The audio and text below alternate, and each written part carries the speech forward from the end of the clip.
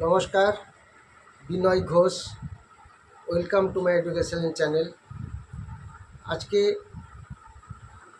Nifty সকালে 23,200 পয়েন্টের কাছাকাছি ওপেন হলো,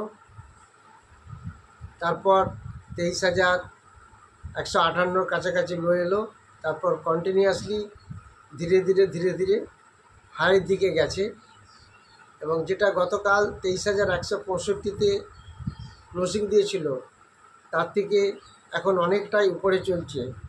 এখন প্রায় 23,330-এর কাছাকাছি চলছে।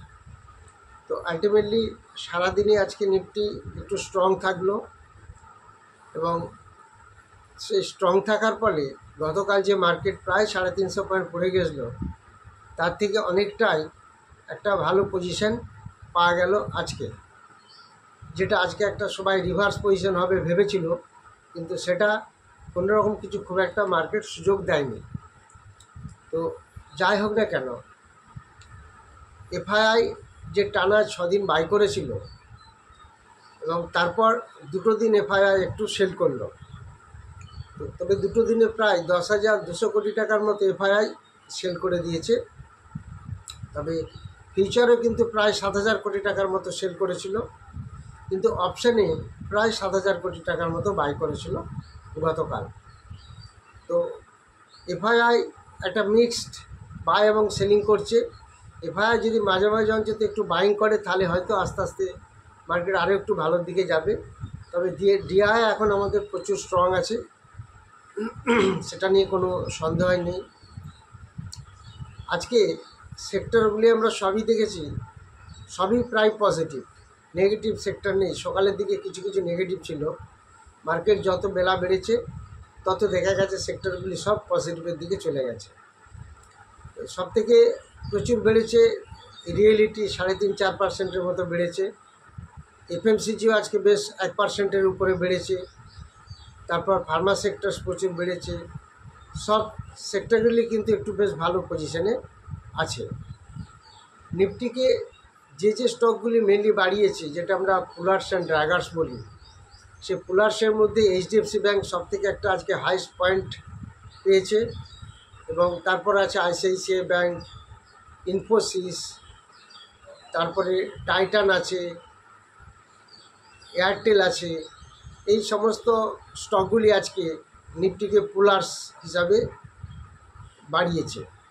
আর ড্র্যাগার্স হিসাবে ছিল LT, UltraTech cement, HCL technology, এই সমস্ত শেয়ারগুলি। পাওয়ার গ্রিড ছিল, রিলায়েন্স ইন্ডাস্ট্রি খুব সামান্য পরিমাণ মাইনাস ছিল। এগুলো একটু, যদিও মার্কেট এখনও শেষ হয়নি, শেষের দিকে, এগুলি পুলার্স হিসাবে মার্কেটকে জাস্ট একটু ডাউন করেছে, কিন্তু ড্র্যাগার্স হিসাবে। কিন্তু পুলার্সরা যেহেতু মার্কেটকে প্রচুর তুলেছে, এইচডিএফসি ব্যাঙ্ক বিশেষ করে প্রচুর বেড়েছে, যার ফলে মার্কেট আজকে বেশ একটা ভালো পজিটিভ পয়েন্ট পেয়েছে। একটা জিনিস দেখা গেছে, কিছু কিছু ছোটো ছোটো স্টক, বিশেষ করে ব্যাঙ্কিং স্টক, সে ব্যাঙ্কিং স্টকের মধ্যে মেনলি 3-4টে ব্যাঙ্ক প্রচুর পরিমাণে পড়ে গেছে। সেটা আপনারা নিশ্চয়ই দেখেছেন। Central bank, Indian overseas bank, UCO bank last 3 দিনে কিন্তু 20%-এর মতো পড়ে গেছে। এই 3টি ব্যাঙ্কের দিকে আমরা একটু নজরে রাখবো। এটা হয়তো আগামী দিনে একটা বেশ ভালো পজিশন পেতে পারে, সেটা আমরা একটু খেয়াল রাখবো। এই 3টি ব্যাঙ্ক একটা বেশ লং টার্মে মনে হয় ভালো হবে। এখন থেকে যদি কেউ একটু একটু করে আমরা খেয়াল রাখি, তাহলে কিন্তু এটা একটু ভালোর দিকে আমরা পজিশন পেতে পারি। এছাড়া মার্কেট ওভারঅল ঠিকই আছে। যেটা সবথেকে বড় কথা, 2 এপ্রিল নিয়ে একটা বিশাল প্রপাগান্ডা হয়েছিল।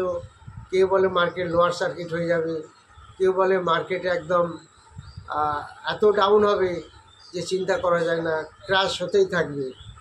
কিন্তু আমরা যা ভাবি, মার্কেট কিন্তু তার উল্টো দিকে চলে।